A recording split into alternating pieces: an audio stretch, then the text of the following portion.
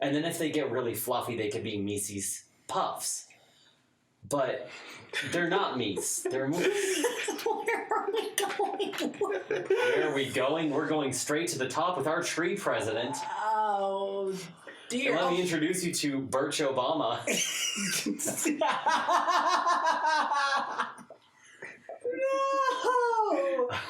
No! Oh, okay. Tyler Oakley for president. I couldn't think of any presidents whose names were close to Oak, but I really want to use Oak. There was one Tyler. There was Tyler. Yeah, Tyler. John Tyler. Yeah, but that's not Oak. Right. Yeah, I wanted but Oak. He's mentioned I'm sorry. Yeah. I don't know.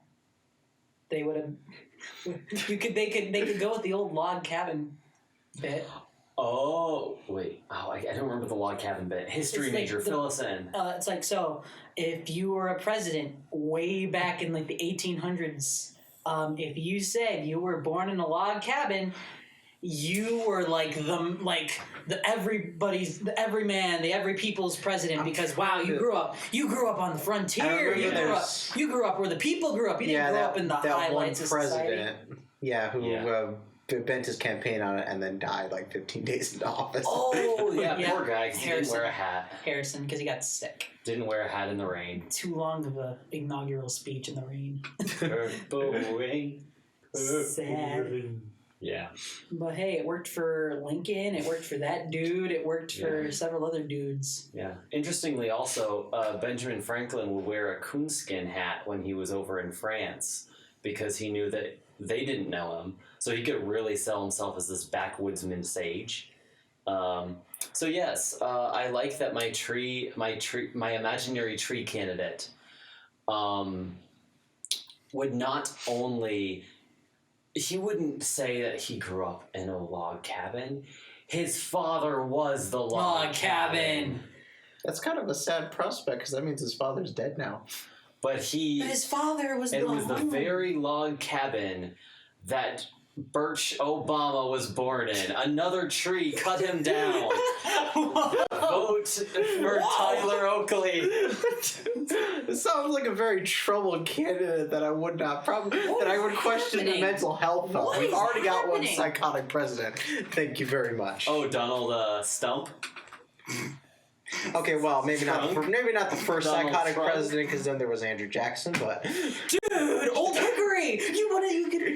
One of the trees could be named Old Hickory. There you go. I apologize to any Donald Trump people out there, but I really wanted to make the pun Donald Stump or Donald Trunk, either one. That was good. So if anybody gets angry, apology accepted. Okay, cool. Yeah. So in case it wasn't clear, that's the side of the political spectrum he falls to. Hi. Like I said, I'm just being balanced today. This guy's all things should America hat. Yeah. Does it have a mullet? That bald eagle has a mullet. Yeah. Excellent. I don't know when those were cool. My dad used to have a mullet. That was the 80s. 70s, 80s. He's not really a bald eagle now, is he? Not really. He's a mullet eagle. He's a mullet eagle. Right, well, Jack? Now we know what the national bird probably was temporarily for the 80s. Yeah. May I interject another argument into this? Absolutely. On your side? Oh my. Okay then. So, there's this tiny little town in California. I do not remember the name. But there's this tiny little town in California. Do you know where I'm going with this? I know where you're going with this, and I have the Wikipedia page. Keep going. So, it's according to California law, I think it was California law, it's too small. It's because there's not a lot of people living in this little town because it's kind of remote. It's so small it can't have a governing body to govern the town. So they can't have a mayor. They can't have a governing official to rule the town, or like a commissioner. So they decided they were helping a rescue shelter for animals and such. So to help raise money for that, they ran a campaign. They ran a dog, their dog Max, for mayor, and he won. He won the candidacy, quote unquote, and they raised a lot of money for their shelter. But officially, quote unquote, Max Well, there's a relative of Max because apparently Max passed away, but Max is Mayor Max, the dog of a little California town, because they can't have a governing official. Where I'm going with this is, let's say you have another little tiny town, and you can't have a government official. You just elect a tree. That tree could be your mayor, like the oldest tree in town, like the center, like an oak or something, or a hickory tree is your town mayor. Also, I pulled up the Wikipedia article. A cat named Stubbs was elected mayor of Talkeetna, Alaska. Ooh. A 7-year-old dog named Duke was a mayor of a town in Minnesota. Mm-hmm. We got another cat. It's a full Wikipedia article. Oh, wow. It's just chock full. Dustin the turkey, a popular Irish television puppet, received thousands of votes in the Republic of Ireland's 1997 presidential election. Wow.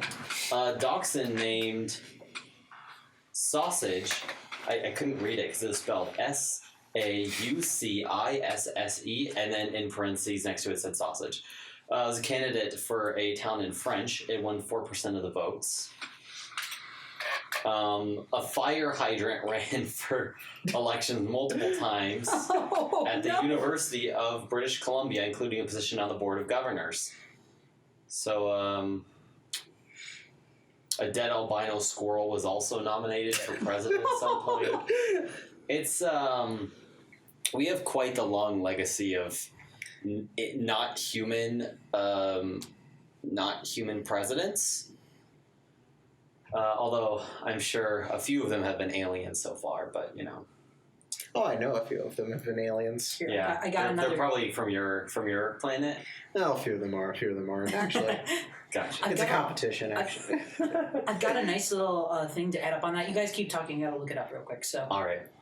So actually, I'm going to give a counter argument to your flower. Oh, okay. Go right ahead. Oh, his flower. His flower, yes. So, how long is the lifespan of a flower? It depends on the flower. What's the longest? I actually don't know. I did try to do a little quick search on that real quick. And most of them are just talking about already cut flowers and how long they last in the vase. So, you know, they can have pretty long lifespans, especially if they're from a tropical region. Okay. Because trees, of course, last a very long time. Yeah. And so they can accrue all that wisdom, you know? Accrue all that wisdom, but also be hard set in traditionalist ways when the world is a constantly changing place that you constantly need to adapt to. Have you ever seen what happens when the sun moves? The tree moves with it. It adapts. It adapts, my good sir. Maybe not as fast as your flowers, but then it has the adaptability and the age, and the wisdom of age. But also, your trees are kind of racist, because you don't want any of the conifer trees to be elected. You're only promoting your fruit producing trees. My flower campaign is all inclusive. Any flower can be can be elected to government. Even bad smelling corpse flowers. That's how inclusive we are. Also, we promote agriculture. And we support the bees especially. We're big friends with the bees, and we all know what's going on with the bees right now. You brought in my love of the bee movie. The bees support the flowers. Okay. You like jazz? Do you have anything else to add potentially on my side or your side? Because he's almost got me beat over here. He kind of does. I was just going to say this. We were talking about inanimate stuff running for president, or like a higher government official. Non-sentient life. So to kind of add to that, like the little towns. That's one part of the argument. Little towns can, they can have something fun, just kind of represent them as like a little community. Mm-hmm. So, but apparently it doesn't stop there. So, 2 times in American history, Snoopy, the dog from the famous Peanuts cartoon, has overwhelmingly shown up on the political ticket. Once was in 1968. The other was in 1980. And the author of the strip, Charles Schulz, got a letter And it reads this. I will give you the highlights. Dear Charles, how good it was to hear from you after much too long a time. The new candidate in the race will certainly keep me from being overconfident. If I only had known of his political ambitions, I might have persuaded him to run on the ticket with me as vice president. Anything you can do to talk Snoopy out of running will be appreciated. How would he feel about a cabinet post? Best regards, sincerely, Ronald Reagan.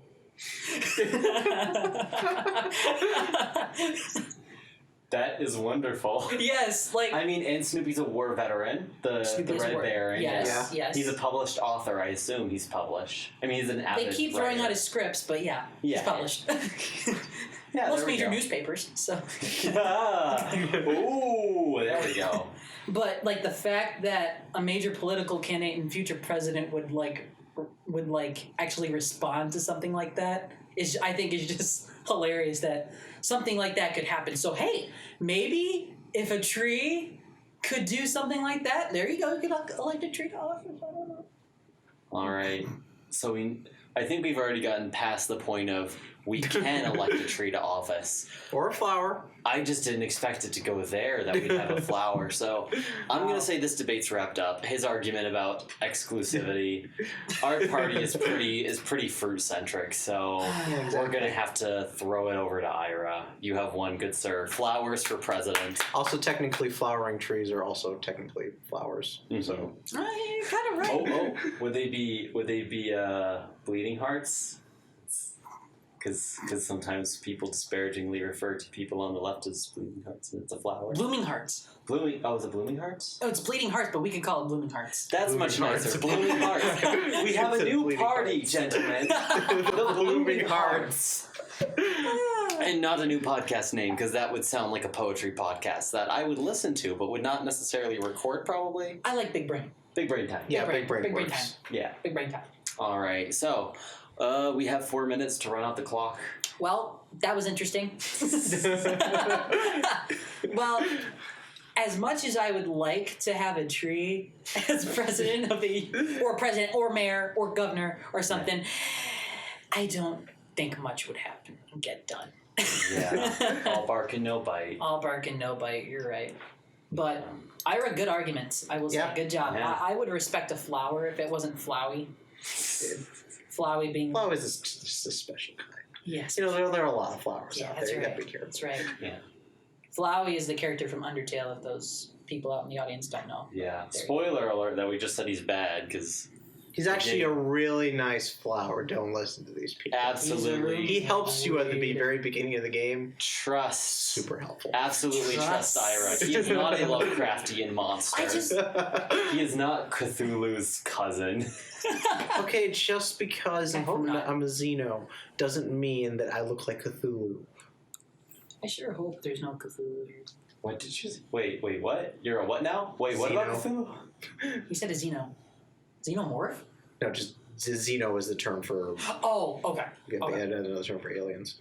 Oh. Used in science fiction a lot.